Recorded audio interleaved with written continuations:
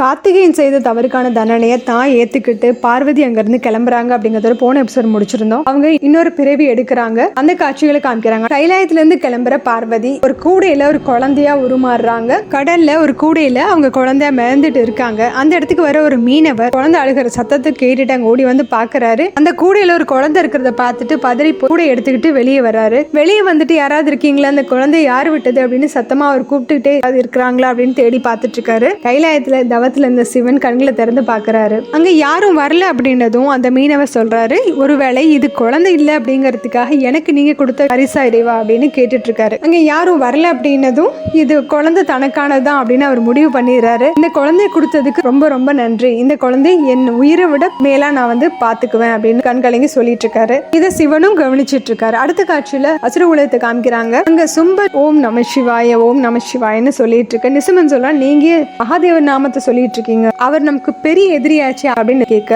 அவர் நமக்கு எதிரி எல்லாம் இல்ல, அவர் நமக்கு ரொம்ப சிறந்த நண்பர். நமக்கு சரியான நேரத்துல உதவி பண்றவங்க நண்பரா தானே இருக்க முடியும். நம்மால செய்ய முடியாத அவர் செஞ்சுட்டாரு. எந்த காளிய முழு படையை திரட்டி கொண்டு போய் கூட ஜெயிக்க முடியலையோ அந்த காளிய சிவன் விரட்டிட்டாரு. உண்மைதான், அவரை விட பெரிய கடவுள் யாருமே கிடையாது. மகா காளிய தான் யாருங்கிறதே மறக்க வச்சுட்டாரு. இது அர்த்தம் உனக்கு புரியுதா அப்படின்னு நிசுமன்ட்ட கேட்க, அவன் சொல்றான், இந்த மொத்த பிரபஞ்சத்தையும் நம்மளோட கட்டுப்பாட்டுக்குள்ள கொண்டு வர முடியும், கைலாயத்தை கூட கொண்டு வர முடியும். அதுக்கப்புறம் மகா காளியோட பேரே காதல் விழுகாது அப்படின்னு அடுத்து என்ன செய்யலாங்கிற பிளான போட ஆரம்பிச்சிட்டான். ஆனா சும்பன் இதை பாராட்டுவான்னு எதிர்பார்த்தா அவன் சொல்றான், நீ ஒரு முட்டாள், நாம கைலாயத்தையும் தாக்க போறது கிடையாது, உலகையும் தாக்க போறது கிடையாது அப்படிங்கிறான். நிசுமன், அப்ப எதுக்கு இந்த ஆயத்தை கையில வச்சிருக்கீங்க அப்படின்னு கையில இருக்க ஆயத்தை காமிச்சு சொல்றான், இது பார்வதி அழிக்கிறதுக்காக தான். ஏன்னா அவ தான் காளிங்கிறதே மறந்துட்டால. இப்போ ரொம்ப சாதாரண பொண்ணுதான், சாதாரண பொண்ணு அழிக்கிறது அசுரனுக்கு ரொம்ப சுலபங்கிறது உனக்கு தெரியும் தானே அப்படின்னு ரொம்ப சந்தோஷப்படுறாங்க. ஆனா நம்ம செய்ய வேண்டியது இப்போ ஒண்ணுதான், அவளை கண்டுபிடிக்கணும். பார்வதி இப்ப எங்க பிறந்திருக்கான்னு கண்டுபிடிச்சு கொண்டுட்டா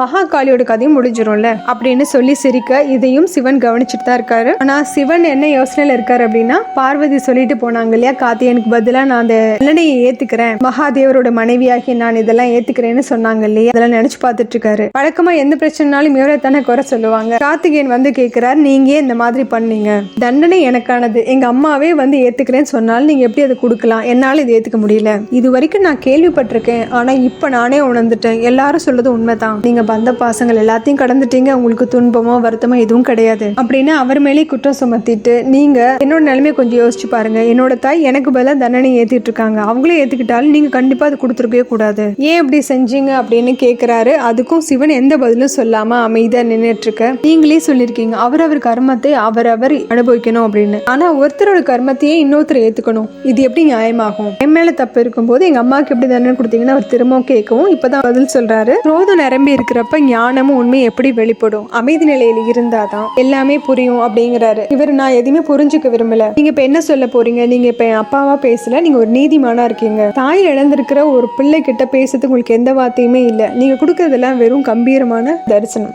செயல் மாற்றம் கர்மம் நீதி இது எதையுமே நான் கேட்க விரும்பல, எனக்கு தேவை இந்த துன்பத்துல இருந்து நான் எப்படி மீள்வேங்கிறது தான் எனக்கு தேவை, நான் செஞ்ச தப்புக்கு எங்க அம்மா தன்னுடைய நிலையை மறந்துட்டாங்க, பெரிய பயணமும் போயிருக்காங்க, நான் உங்களை எப்ப பாப்பேன்னு தெரியலன்னு இவர் ரொம்ப வருத்தத்துல பேச, சிவன் சொல்றாரு, பிள்ளைகள் செய்யற சாதனைகள் அவங்களுக்கு சந்தோஷத்தை கொடுக்குது அப்படின்னா அவங்களால ஏற்படுற துன்பங்களையும் ஏன் பொறுத்துக்க கூடாது, பிள்ளைகளால சங்கடம் ஏற்பட்டுச்சுன்னா அதை பெற்றவங்க பொறுத்துக்கிட்டே ஆகணும். தாரகாசுரனை வதம் பண்ண இல்லையா, அப்ப உங்க அம்மாவுக்கு ரொம்ப சந்தோஷமான ஒரு வெற்றி உவகை ஏற்படுத்தி கொடுத்த, ஆனா இந்திரனை நீ வதம் செஞ்சப்போ அதனால ஏற்பட்ட விளைவுகளை உன்னோட தாயும் தாங்கிக்கிட்டு தான் ஆகணும், இதுதான் தாய் தந்தக்கூடிய கடமையும், அதனால பிள்ளைகள் எந்த செயலை செஞ்சாலும் அதுக்கு முன்னாடி கொஞ்சம் யோசிக்கணுங்கிறது ரொம்ப முக்கியம் அப்படின்னு அழுதுட்டு இருக்க முருகனுக்கு ஆறுதலா பரிவோட பேசிட்டு இருக்காரு. உடல்லயோ மனசுலயோ காயம் ஏற்பட்டுச்சுன்னா அது ஆறதுக்கு நாட்கள் ஆகும், கால ஓட்டத்துல அந்த காயங்களும் கூட மறைஞ்சு போயிடும், உன்னோட காயமும் அதே மாதிரி நிச்சயமா குணமாகும், உன்னோட தாய் தன்னுடைய பயணத்தை முடிக்கிற நேரத்துல தான் யாரு அப்படிங்கறத உணர்ற ஒரு நேரமும் வரும் அப்படின்னு ரொம்ப பொறுமையா எடுத்து சொல்லிட்டு இருக்காரு. இருந்தாலும் கார்த்திகேயனோட கோபம் குறையல. நீங்க எனக்கு செய்த